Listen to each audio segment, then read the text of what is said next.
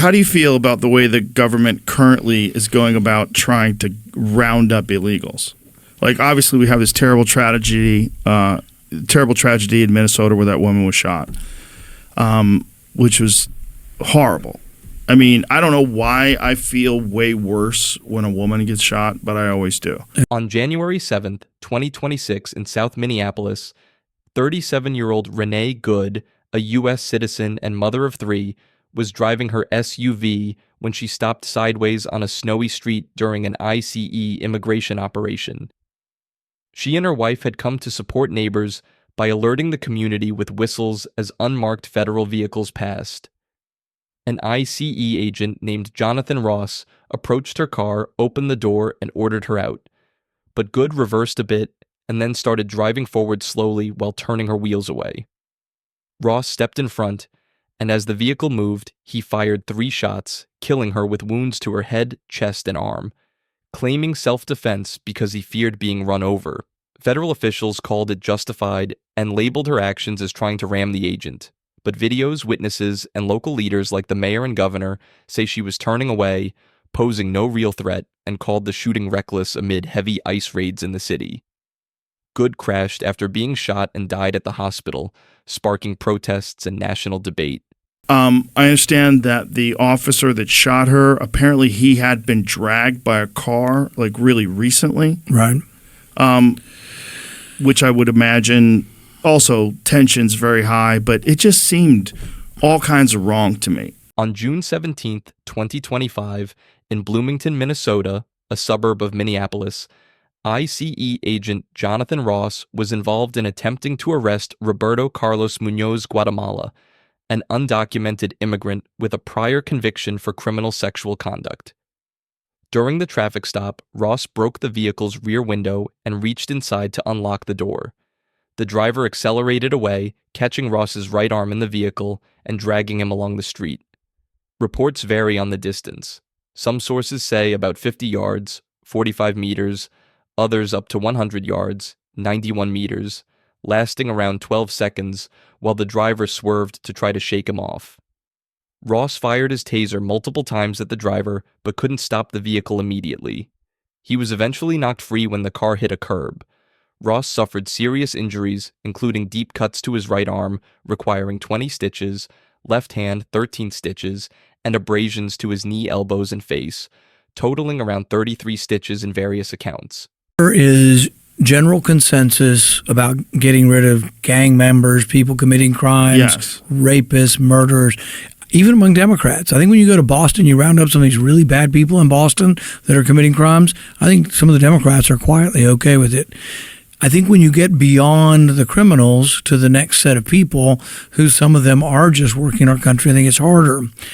I also think that the ICE agents have a tough job. So do the police. Police are trained in this, and there's a lot of training on how you deal with protesters, how you do things. It would be better if it were local police than ICE.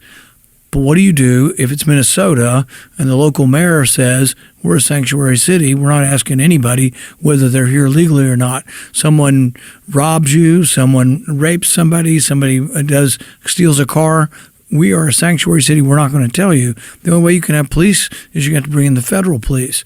So one thing I would tell these left-wing cities is, if you want less ICE in your city, why don't you police your city? Yeah, but they're they not don't willing to want do it. to police their That's city. what I mean. And if you can't force them to do it, if they don't agree with it, and if the people in the state largely, if they vote against it, and if you have a large percentage of population of illegals, like, say, California, not just a large percentage of populations that are illegal, but a large percentage of people that think that those illegals are a part of the community. Right. I mean, L.A. without Mexicans would be crazy. I mean, it wouldn't be L.A. I mean, they are an integral part of Los Angeles, both illegal and legal, but illegal as well. I mean, how many restaurants employ, great restaurants in Los Angeles, employ illegal people from Mexico? Right. I think that local police is better than national police But the only way you can have local police is the local police have to enforce the law. And so they are breaking the law and having an a bizarre way of interpreting the law to say we are going to defy the national immigration laws.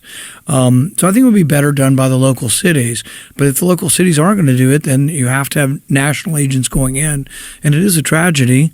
But like I say, I also have sympathy for the people that are in law enforcement trying to do a very difficult job. I do as well. But what was your take on the actual shooting itself? You know, I don't know that I want to go too much into the specifics of it because I don't want to pass judgment like a jury would, because really someone will have to go into and look specifically at every fact and every angle of camera. So I don't like to judge criminal things that happen in our country and say, well, that person needs to go to jail or that person's innocent.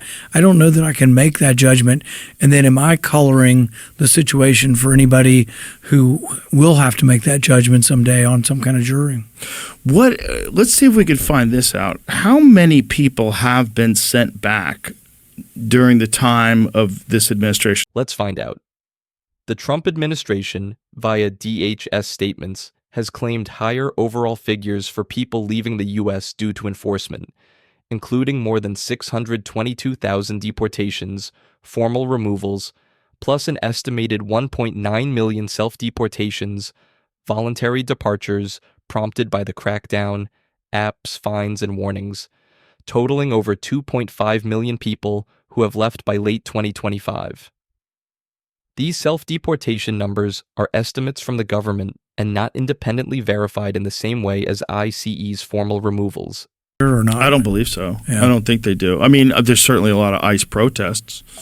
You know, there's a lot of people that protest ICE. I mean, there was some arrests here, I guess yesterday or the day before. After the fatal shooting of Renee Nicole Good, a 37-year-old U.S. citizen and mother of three, by ICE agent Jonathan Ross on January 7, 2026 in South Minneapolis during an immigration enforcement operation, massive protests erupted in the city and spread nationwide. Starting the very next day, crowds gathered at the shooting site on Portland Avenue, creating makeshift memorials with flowers, candles, and signs honoring Good while chanting slogans like "ICE out now," "Justice for Renee," and "Abolish ICE."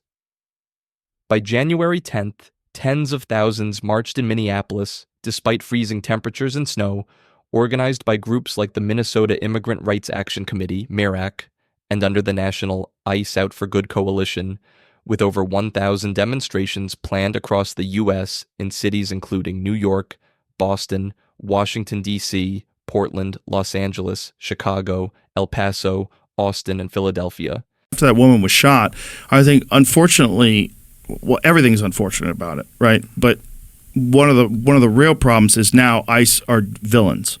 And now people are looking at them like murderous military people that are on the streets of our city, and they're masked up, which is also a problem, right? Because if you get arrested by a cop, you're allowed to ask the cop, what is your name and badge number? And you could film that cop. If you get arrested by an ICE agent, you have no such right. They're wearing a mask. They don't have to tell you shit. That's a problem. That's a problem on our city streets, right? Because you could also pretend to be an ICE agent. Right. So I saw this terrible story about this family that was killed where these guys pretended to be a UPS driver. And they showed up and they made their way into the house and killed people because they were dressed up as a UPS driver. If you could pretend to be a UPS driver, for sure you could pretend to be an ICE agent, especially since they're completely anonymous. So think about how many people can get arrested or robbed or by criminals, right? Because you could just have people pretending they're like, it's not like it's impossible to fake their logo, right? It's pretty easy. It just says ICE. You know, how hard is that? You could easily imagine armed gangs pretending to be ICE agents robbing people. Yeah, I think you could make an argument when you're working right along the border or at night with large groups that there's a lawlessness to the cartels that hiding the identities of ICE along the border. it's a little harder to make the argument. And I saw this image in a courthouse in Chicago where it's a big elevator and the ICE agents all have masks on and they're arresting people, and it's all women and children in a big elevator in a courthouse. It's like, really? I don't think you really need to be wearing a mask. Well, they're worried in the about being courthouse. doxxed, and they're finding that happening. But our local police have to do that, and they don't wear masks. You see what I mean? The local police go to the courthouse to arrest somebody, or the bright lights of the city during the day. But again, the local police have to state their name and badge number. The local police have always been here. Right. The ICE element is completely new. Right. I'm saying, or at least at this scale. I'm saying that for most of the regular arrests, you probably don't need to have them wearing masks. That's what I'm saying. The problem is once they don't wear a mask, then they're going to get doxxed. And people have actively doxxed them and threatened their families. They do that to the local police too, though. I mean, that's what I'm saying. The local police don't wear masks. Right, but the masks. police have always been there. And police are there for a reason. If you call the police, if someone's breaking into your house, you're assuming the police are going to come. You don't call ICE because you don't self-report. You don't say, "Oh, I'm having an issue with some immigrants. Let me call ICE." No, they're a new factor in the community, right? And they're wearing masks. That's a big difference. It's not the same comparison. Like most people, except the kooky people that went nutty during 2020 after the George Floyd riots, that were like, defund the police. Like, right. And boy, did they change their tune as soon as they started getting riots and their buildings burned down. And like, right. Where's the police? Well, you fucking defunded them, stupid. Like most people believe that police are necessary. Most people believe that crime is awful and you can't have murderers and armed robbers roaming the street. You should arrest them, and you're going to need police officers to do that. But those same people that believe that might also believe that once someone is here, they should be able to stay in this country, and ICE is operating illegally, and we shouldn't have militarized groups of people roaming the streets, just showing up with masks on, snatching people up, some of them U.S. citizens, and shipping them to countries they didn't even come from. So that's why they have to wear a mask. If you want them to do that job, if you want them to be able to deport 500,000 people over a year, which is a lot of people, if that's the real